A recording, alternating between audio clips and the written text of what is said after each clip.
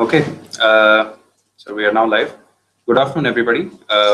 Thank you for joining us for the second Google Hangout of the Global Public Health MOOC. We have with us here Professor Srinath Reddy, who's the lead instructor on this course. And he's here to answer all of your questions related to NCDs or anything else that you may be interested in asking. So please fire away. Good morning, good afternoon, or good evening, wherever you are. So we have a question here from Rakesh Kumar, and he says, "Sir, is it feasible to replicate Finland experience in low and middle income countries, especially a country like India, which is so culturally disparate?" Well, in Finland, the very high burden of non-communicable diseases, especially premature cardiovascular mortality, gave them a very strong impetus to act. There was a great deal of demand from the community and a fairly organized response from the government. Clearly, we require a much higher level of demand from our own people through public awareness, but also a greater degree of political commitment for multi-sectoral response from both the central and state governments in India. However, what Finland has demonstrated is that through population-wide impact of policy interventions also, you can bring about a great deal of change, apart from community mobilization through health promotion and empowerment of people to act on the basis of health information. While we do require some more resources for mounting those kind of campaigns of health information, I think the policy level response, which can have a profound impact in terms of higher tobacco taxes and also regulation of processed foods, some of these interventions can actually be initiated with good effect in India. We may not be able to replicate the entire experience of Finland in the same time frame, but there are many lessons that we can actually apply here.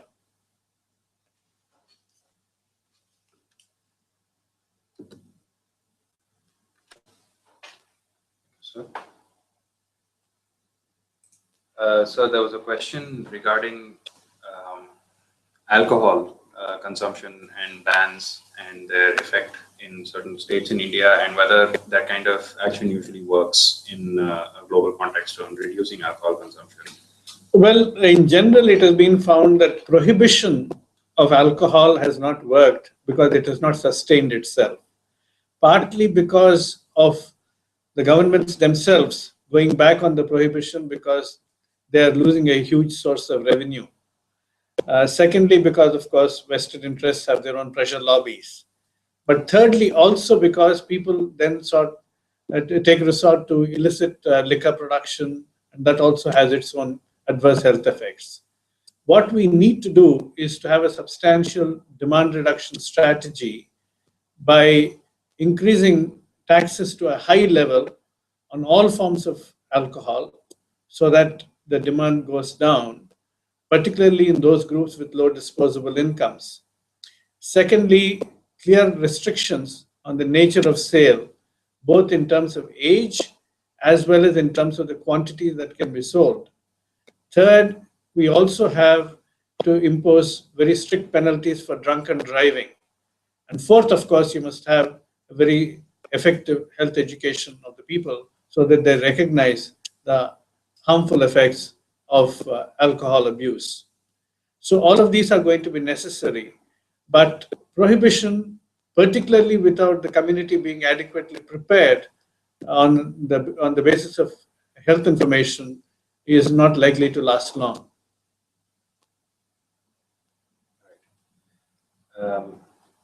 There's another question on the forum, sir, regarding hypertension and kidney disease. The question is, which one comes first, hypertension or kidney disease? Because as hypertension is a risk factor to kidney disease, or is there the link between? Well, in a sense, if you are really looking at kidney disease within quotes as renal disease, which then leads to hypertension, that's what we call secondary hypertension. Then obviously, hypertension is secondary to kidney disease. But a good deal of hypertension is what we call essential hypertension, some of which may have a relationship to high renin secretion, some of which may also have some relationship to the extent to which sodium is reabsorbed in the renal tubules. Those are physiological, but they cannot be called renal disease per se. So to that extent, essential hypertension, as it used to be called, or primary hypertension, is the far more common form of hypertension.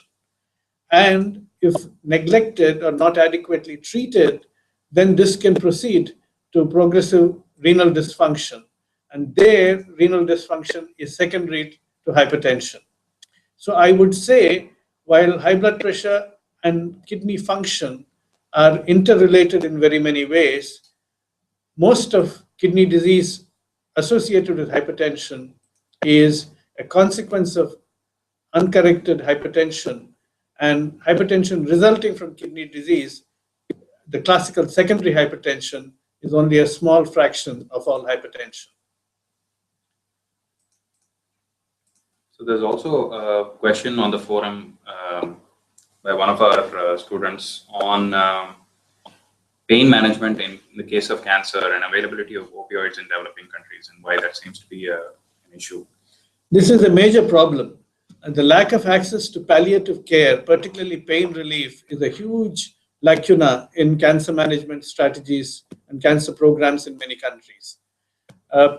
Policymakers and even some of the health professionals are very worried about potential abuse of opioids, and therefore they have restricted access to morphine and other opioid analgesics, which are required for pain relief in advanced cancer. But that's no solution, because we can't allow people to suffer. We need to have good regulatory systems whereby the supply is monitored, but at least in healthcare facilities and with appropriate physician supervision, even outside of healthcare facilities for domiciliary care, we ought to be able to allow access to good palliative care, which provides pain relief and therefore access to opioids. And this is a demand that we actually must make to all governments in order to avoid needless suffering for people where a cure cannot be provided. So there's a question on NCDs, and it is given the fact that developing countries are being hit hard both by infectious diseases and NCDs, what is the next step that they need to take in combating this transition? Well, I think we cannot afford in the developing countries to neglect infectious diseases, and many of them continue to be threats, whether it is malaria or tuberculosis, particularly with the emergence of drug-resistant tuberculosis, or HIV/AIDS, which to some extent is now coming under control, but not necessarily disappearing as a major public health challenge. So we ought to be, and of course there are the emerging infections and zoonotic diseases and so on. So you cannot let slip your guard on infectious diseases. At the same time, we have to cope with the coming and already existing epidemic of non-communicable diseases with the resources we have in the health sector. I believe that even while ensuring that our response to infectious diseases is adequate, we can mount a large number of preventive policy responses to non-communicable diseases in the area of tobacco control, healthy diets, promotion of good physical activity, as well as provision of essential medical care of risk factors like hypertension and diabetes in primary care settings. We don't necessarily have to invest all our resources in technology-intensive, high-cost, low-yield treatments for advanced cardiovascular disease or advanced cancer or advanced renal disease for that matter. A great deal of relief in terms of reducing the disease burdens can be provided by controlling the risk factors in primary healthcare settings. And that is where we ought to focus our attention on. And if you adopt policy instruments like raising tobacco taxes, you can actually generate more resources, which can then be spent on the health sector, both for NCDs and for infectious diseases. There's a question from Amit Yadav. says, sir, given the colossal burden of NCDs in India and very little time to achieve the national targets, how do you see the strategic oversight amongst various ministries, non-health, in understanding their roles in curbing NCDs? Well, it's been very correctly pointed out that the impact on NCDs will come in much more from the non-health sectors, which impact upon the determinants of NCDs, whether it is tobacco or alcohol or physical activity or agriculture and food system, which determine diets. And therefore, they need to become more aligned to the objectives of public health, especially in terms of NCD prevention and control. But they are not adequately sensitized in most countries. We ought to make the case very clearly on the basis of, firstly, what they can achieve in terms of their tremendous contribution to public health. Secondly, on the core benefits of intervention, like, for example, the core benefits of urban design and transport will be there for environment as well as for NCD prevention and control. So we ought to be able to really persuade them that not only they can actually become our major allies in public health, but they themselves will also benefit to some extent through some of the interventions that we are proposing. But again, this requires a great deal of consensus building, which is achievable only if there's a political will at the highest level to recognize this as a problem and respond to it adequately. Then only the different sectors will start working together. And we must also not only have joint ownership, but also shared accountability for the health outcomes. Unless that accountability is also fixed on other sectors to promote health and protect it, we will find them relatively disinterested in assisting public health. So these are questions on some other subjects. The first one is on advocacy. So Prashant asks, the majority of steps initiated by the WHO towards universal health coverage are part of public health advocacy. How do we connect it with activism and focus on unfair economic structures and social determinants of health?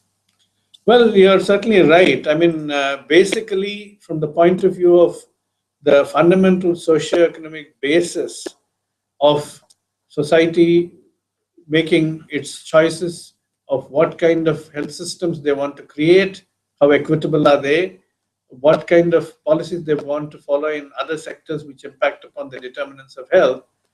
Certainly, the political systems play a great deal of role. But from the public health point of view, we can certainly identify what are the requirements of both health protection as well as of promoting greater equity through action on social determinants. And because unless there is equity in access to education, to livelihoods, in terms of even access to healthy diets, which prevent cardiovascular disease and diabetes and cancers, we are going to see that we will not make much headway only through medical interventions. So we will have to definitely articulate the demands for public health through a link to the political system, which ultimately determines what kind of choices are made by the policymakers with respect to various sectors and the actions within them. So we cannot de-link that. If we can actually identify not only disease prevention, but also health equity as among the important goals that we want to pursue, we can mobilize the society and influence the policymakers, or at least try and advocate much more vigorously if we make health equity our principal plank. There's a question here from Kavya Rangaswamy. In spite of being in the same category of high-income countries, the Commonwealth Fund study shows gross disparity between the US and UK in health sector performance. Could you please explain the primary reasons for this and what India can learn from this? I believe one of the main reasons, of course, is the way the health systems have been configured in both the countries. The US has left almost a good deal of healthcare to private health sector linked to private health insurance, resulting in a large number of people till recently being uninsured and not being adequately cared for. More importantly, they have made all risk behaviors related to NCDs, for example, as individual responsibility rather than an area which can be influenced by social policies. Third, and most importantly, they have greatly neglected primary health care. In the UK, the emphasis on primary healthcare services, the better linkage to advanced care through appropriate gatekeeper function of the primary health services in the NHS, as well as more prudent, evidence-based, cost-effective treatment choices through, for example, the recommendations of NICE. All of these have actually managed to contain healthcare costs while offering better health outcomes. But health inequity also flows from socioeconomic inequities. And we have seen not only in this comparison between UK and US, but also between UK and Canada, and between US and Canada, and also particularly strikingly between US and Japan, that wherever the overall equity in the society is much better in terms of lower income gaps between the highest quintile and the lowest quintile, the health metrics are also much better. And therefore, the US, I think, has paying a penalty for a healthcare system which is highly dependent upon high cost private care, fueled also by variable coverage of health insurance and the neglect of primary care, but also for the social determinants like income inequities, which are far more glaring than in other countries.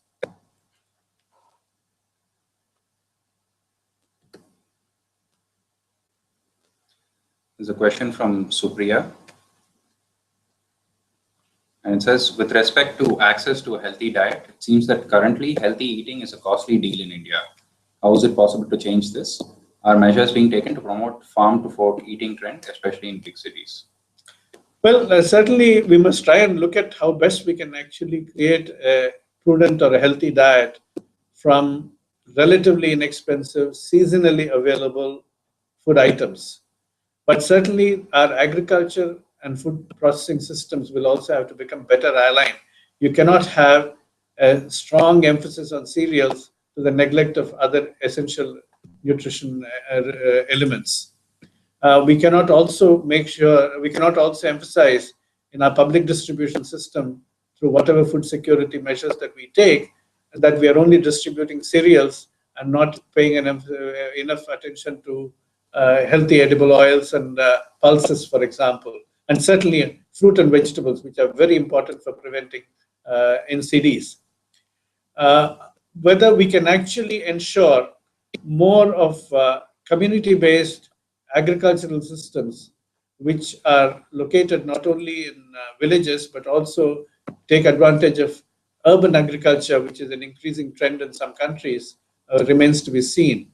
But there is no reason why we cannot actually produce more in accordance with national nutrition goals rather than purely for commercial purposes. So this greater alignment of agriculture and food systems is going to be an important element so that we can actually make healthy food not only available much more widely, but also affordable, and certainly keeping in mind the cultural preferences of taste. But in terms of big cities, I think we ought to be able to not only increase the national production, but also the regional and local production capacity, and even look at urban agriculture as one of the newer options.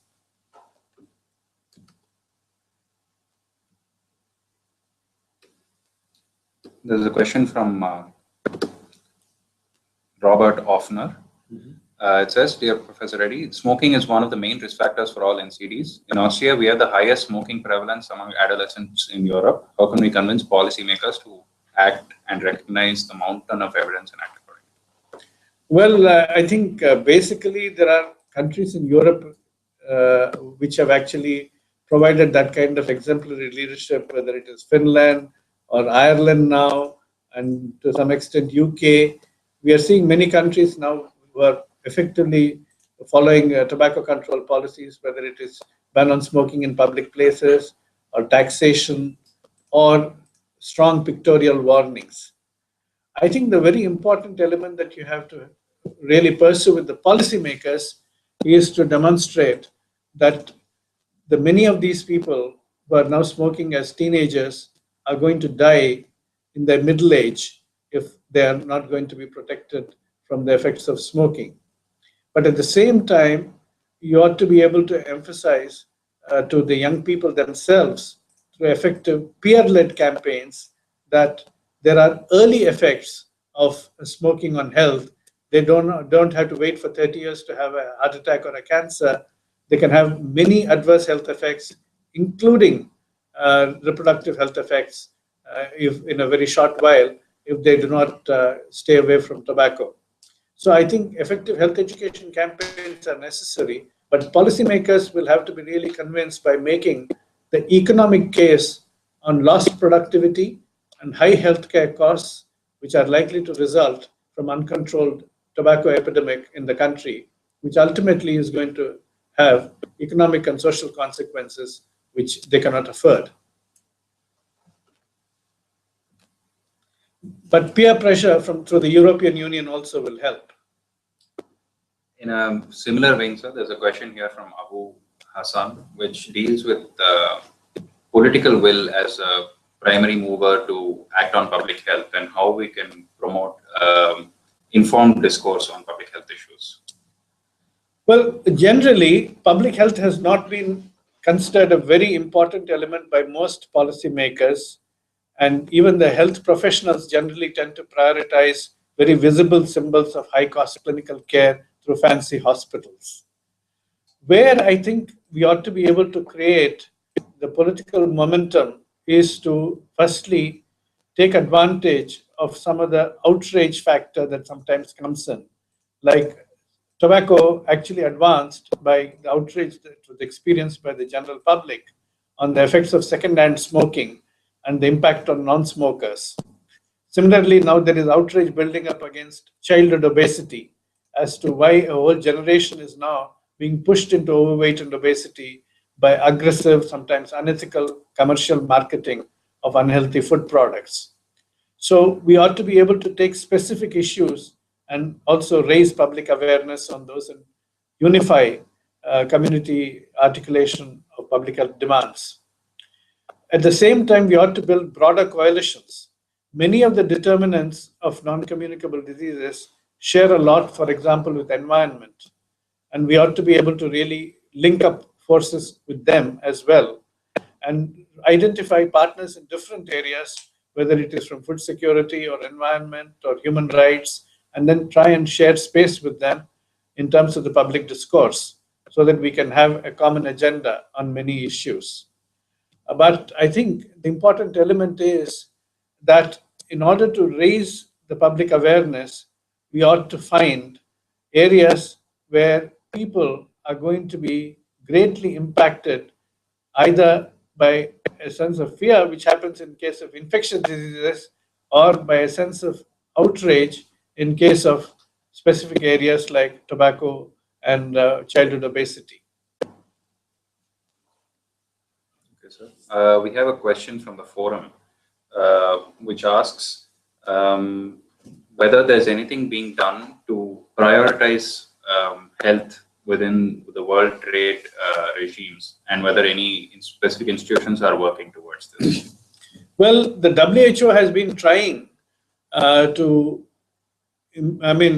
basically provide some sort of inputs to the WTO and try and ensure that health policies are more aligned to public health concerns. It has not always been successful. And trade often trumps public health, even at the level of individual national governments, when the leadership at the Prime Minister or President's level or Finance Ministry or Commerce Ministry start taking decisions. However, apart from the WHO trying its best to try and engage constructively with WTO to try and influence the trade policies, I think a large number of civil society groups have been also trying to bring about some sort of a framework convention on health. They're campaigning for a framework convention on health under the auspices of the United Nations so that the Sustainable Development Goals on 2015 can actually be supported by a legal framework, which then provides an opportunity to try and address multi-sectoral policies, including trade policies, from the health perspective. Leaving the WHO alone as a lone battler against trade policies is going to be difficult. We'll have to definitely use the United Nations platform for that, for bringing about interagency coordination on health at the level of the UN. So whatever has been incorporated in the political resolution of September 2011 for multi-sectoral coordination for NCD prevention and control should be utilized. But at the same time, the ECOSOC, the Economic and Social Council of the United Nations, which is again an interagency platform for all the UN organizations, should also be effectively utilized. So in a similar vein, there was a question posed on the forum on whether you believe that the 25 by 25 targets set by the WHO are achievable for low and middle income countries. It's a very tough challenge, there's no doubt about it. And we, first of all, do not even have the baseline data on most of these targets in many countries. So what are we really going to compare when we reach 2025 as to what the baseline is? But as has been modeled both at the global level and at the regional level by the group led by Costas and Majid Ezati and Robert Beaglehole and others, it is possible if decisive action is taken. For example, if tobacco consumption is cut down by 50% compared to, for example, 2010 baseline, and action on other risk factors also is fairly effective, then we can actually reach that goal. But is that going to happen? That is somewhat difficult to say unless there is a strong political will which creates a huge momentum behind these targets and goals and creates not only a competent health system, but most importantly, provides a multi-sectoral response. So if we are really looking at an aspirational goal and say, is it achievable? Yes. Will it be achieved?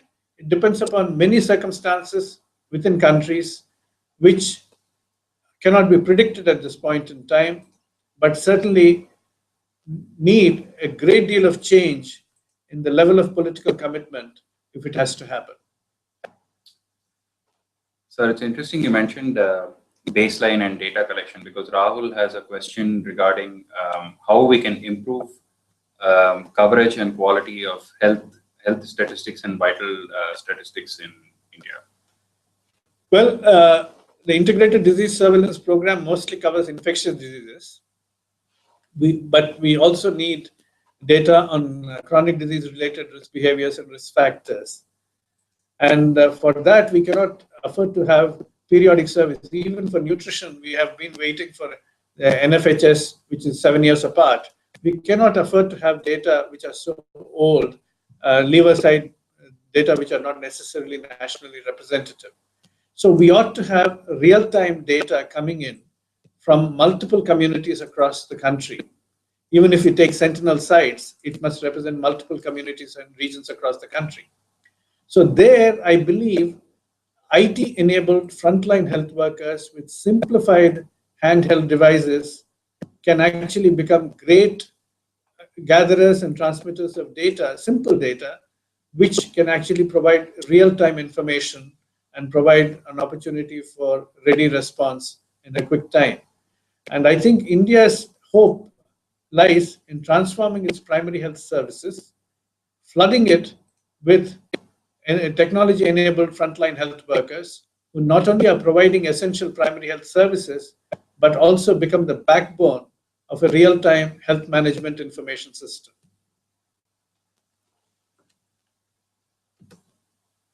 There's a question from Supriya. Large number of diseases, be they infectious or NCDs, seem to arise out of ignorance and lack of awareness. Should there be more of a thrust to address this, either through awareness campaigns or inclusion in school curriculum? Most certainly. I mean, we cannot always blame everything on ignorance, but having the knowledge is a very important element, and people should be able to protect their own health through adequately informed choices. Therefore, providing that level of information in a simplified, dejargonized manner through multiple channels, mass media, as well as settings-based health education, for example, schools, as you have mentioned, is very important.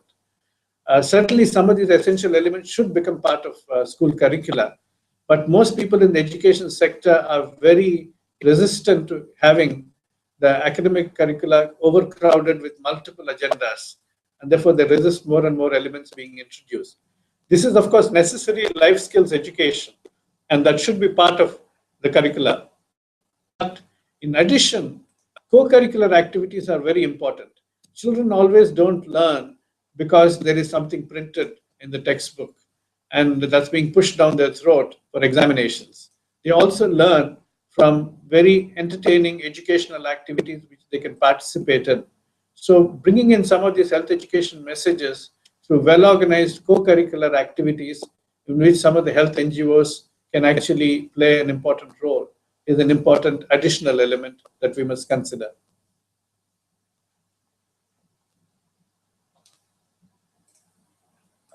Yes, sir. So in a similar vein, there's a question regarding the role of the media in promoting awareness related to NCDs.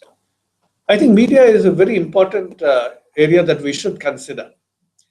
But unfortunately, what has happened is in India so far, in the issue of NCD prevention and control, it's mostly the English language media catering to educated urban elite or middle class that's been most active in covering issues related to food or tobacco or even physical activity. Whereas the Indian language media have not been that active, partly because I think even health professionals find it easier to talk to English language media. Same thing with the television as well. But I think it's very important for us to utilize the Indian language media, the national network of television, the FM radio network, which is very effective, community radio networks, and utilize all of them very effectively. Secondly, there is no reason why we can't think out of the box. Most of our medium distance and long distance trains have a good public announcement system, the Shatabdis and so on. So if we can have crisp, entertaining jingles or jokes or something with a health message built in, occasionally sprinkled through during the daytime travel, you can have millions of railway commuters also educated in that process. So we ought to be able to use multiple channels for reaching out to people with effective health messaging.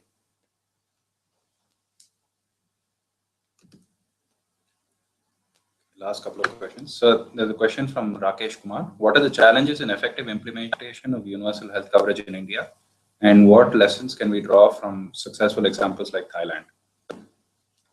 Well, I think the biggest challenge is to get the message that universal health coverage is not a luxury, but an absolute right, as well as a need for economic growth. Unless our policymakers understand that, and if they only see it as something of a charity to being given to people rather than as a legitimate entitlement, we are not going to make much headway. Firstly, they must recognize that unless we invest in health of our people, our economic progress is going to be slow and not certainly sustained. Secondly, it must also be seen as a human right to be respected. And therefore, it's only on that kind of a framework we can introduce universal health coverage, even if it is going to be progressively implemented. Everything can't happen overnight, we recognize, but it ought to be at least initiated in real earnest with good primary health services, essential medicines and diagnostics being covered, as well as good referral linkage to advanced healthcare for certain essential elements of secondary and tertiary care. So if we can actually start designing that kind of a package and then progressively expand that package, we will actually reach where Thailand is there today. Thailand has made a very clear-cut decision that they must provide universal health coverage, even if it is a phased implementation. They've created 3 different mechanisms by which this is possible, 3 different funding systems, but they're ensuring that everybody is being covered. Not only Thailand, but Mexico, Turkey, all of them are now implementing this fairly effectively. So we ought to be able to do that. But in India, it's not only the central government that needs to be convinced and start investing in providing greater financial support for building universal health coverage through a competent health system. But the state governments also have to do it. And unless they also start investing much more in health, and particularly in primary health services, this is not going to happen. So what we need is a social movement of solidarity to try and articulate the need for universal health coverage so that all the political parties recognize this as an important demand of the people and start respecting it. So the argument will come both from the economic perspective as well as from the rights perspective.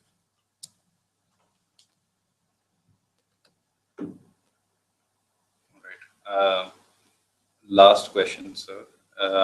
This is from Robert, and he asks, I just finished a joint global health and master at Maastricht and Manipal. I have the feeling that I'm educated as a generalist. What is your advice on where to start the professional career? Well, it's a good thing to start as a generalist, because if you're all the time very siloed and narrowly focused right at the very beginning, you will miss the big picture. So you finished a global health master's training. So it depends upon what you want to pursue. If you want to grow into a public health professional, then of course you can choose a certain area where you want to specialize in, and then proceed in that. If you want to be an epidemiologist in infectious diseases or an epidemiologist in chronic diseases, or if you want to be a health economist, I mean, it entirely depends upon what your overall background and aptitude are. But ideally, every public health professional must be a T-shaped individual. There must be the vertical depth that's going into one particular area with a strong focus, but the horizontal arm should provide the broader perspective which integrates a much better understanding of multiple areas of health as well as of social sciences, so that you get a broader understanding of the multiple determinants of health. So I'm sure you've started your journey appropriately by being a generalist, but you'll have to choose which is the area that offers you the greatest sense of challenge as well as will give you the greatest sense of fulfillment as you shape your career.